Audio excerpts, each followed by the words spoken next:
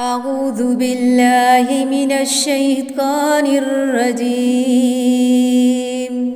سورة الكهف مكية. بسم الله الرحمن الرحيم. الحمد لله الذي أنزل على عبده الكتاب ولم يجعل له عوجا. بسم اللہ الرحمن الرحیم. الحمدللہ، سب تعریف اللہ رب العزت کے لیے ہے. الذی، وہ جس نے، انزل، نازل کیا، علی عبدہ، اپنے بندے پر، الکتاب، کتاب کو، ولم، اور نہیں، یجعل، اس نے رکھا، لہو، اس میں، عوجن، کوئی ٹیڑھ پن. تمام تعریفیں اسی اللہ کے لیے جس نے اپنے بندے پر یہ قرآن اتارا اور اس میں کوئی کسر باقی نہ رکھی. سورۃ کاف کی بےحد فضیلت ہے، اہمیت ہے. کاف کا معنی پہاڑ میں کھلی اور وسیع غار ہے. تنگ غار کو غار کہا جاتا ہے. اس صورت میں اللہ تعالیٰ نے کہف والوں کا قصہ بیان فرمایا ہے، جس میں اللہ رب العزت پر ایمان کی برکات بیان ہوئی ہیں کہ اس کی بدولت کس طرح آدمی دشمن سے محفوظ اور تمام دنیا سے بے نیاز ہو جاتا ہے. اس میں حق کہنے کی کتنی جرت پیدا ہوتی ہے اور اللہ تعالیٰ اپنے بندوں کو کیسے عجیب طریقوں سے عزت اور کرامت عطا فرماتا ہے. اس کی فضیلت میں متعدد احادیث بیان ہوئی ہیں.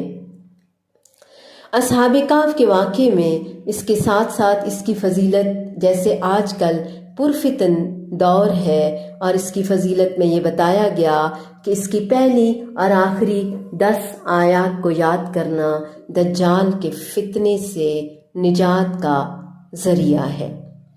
اس کے اندر ایک خاص نور ہے. جمعے کے دن اس کی تلاوت جو کرے گا وہ آئندہ جمعے تک اس کے لیے خاص نور اور روشنی رہے گی جس سے وہ فائدہ اٹھائے گا. اس کے پڑھنے سے گھر میں سکینت اور برکت نازل ہوتی ہے. ایک مرتبہ ایک صحابی رضی اللہ تعالی عنہ نے سورہ کہف پڑھی. گھر میں ایک جانور بھی تھا، وہ بدکنا شروع ہو گیا. انہوں نے غور سے دیکھا کہ کیا بات ہے تو انہیں ایک بادل نظر آیا جس نے انہیں ڈھانپ رکھا تھا. صحابی نے اس واقعے کا ذکر جب نبی کریم صلی اللہ علیہ وآلہ وسلم سے کیا تو آپ صلی اللہ علیہ وآلہ وسلم نے فرمایا، اسے پڑھا کرو، قرآن پڑھتے وقت سکینت نازل ہوتی ہے. اس میں کوئی کجی نہیں، راہ اعتدال سے انحراف نہیں، بلکہ اسے قیم، سیدھا رکھا، یا پھر قیم کے معنی کہ بندوں کے دینی اور دنیاوی تمام تر معاملات کی حفاظت فرمائی اس کتاب نے. اسے مزید سمجھنے کی کوشش کرتے ہیں.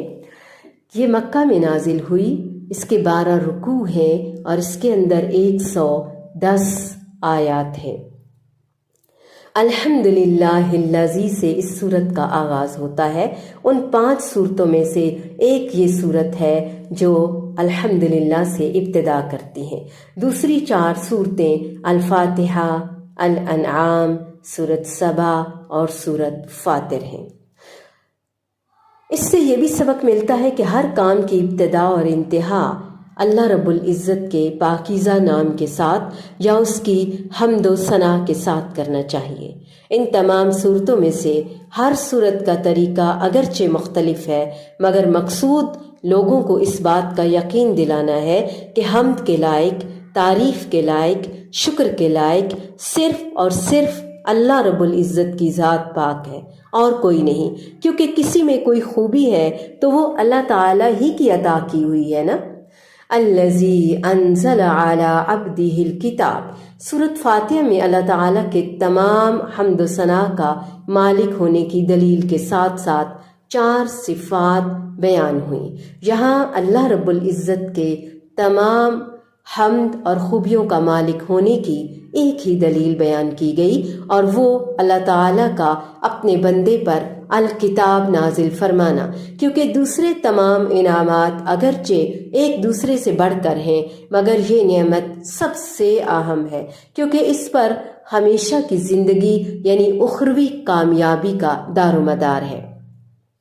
علی عبدہ، اپنے بندے پر، اپنے غلام پر، رسول اللہ صلی اللہ علیہ وآلہ وسلم کو اپنا خاص عہد قرار دینے میں آپ صلی اللہ علیہ وآلہ وسلم کی بے انتہا شان بیان ہوئی ہے، اگرچہ زمین اور آسمان میں رہنے والی ہر چیز اللہ رب العزت کی غلام ہے، مگر اپنا غلام کہنے میں اللہ تعالیٰ کو رسول اللہ صلی اللہ علیہ وآلہ وسلم کو اللہ تعالیٰ کی طرف سے جو عزت ملی وہ بہت کم لوگوں کو ملی ہے، جیسا کہ سبحان الذی اسری بعبدہ، اس کتاب کی بھی تعریف ہے جو نازل کی گئی اور کتاب والے کی بھی جس پر نازل کی گئی، قرآن کریم۔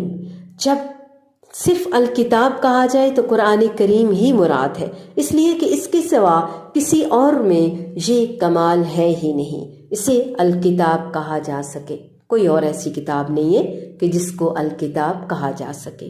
وَلَمْ يَجْعَلْ لَهُ عِوَجًا، ایوجن کوئی ٹیڑھ پن، کجی، مبالغے کے ساتھ بتایا، اس کتاب میں کسی بھی قسم کا کوئی ٹیڑھ پن نہیں، نہ الفاظ میں، نہ معانی میں، نہ فصاحت و بلاغت میں، نہ یہ کہ اس کی آیات کا آپس میں کوئی اختلاف ہو یا اس کی کوئی خبر غلط نکلے یا کوئی حکم حکمت سے خالی ہو۔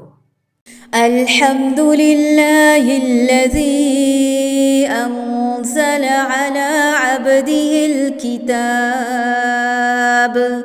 ولم یجعل له عوجا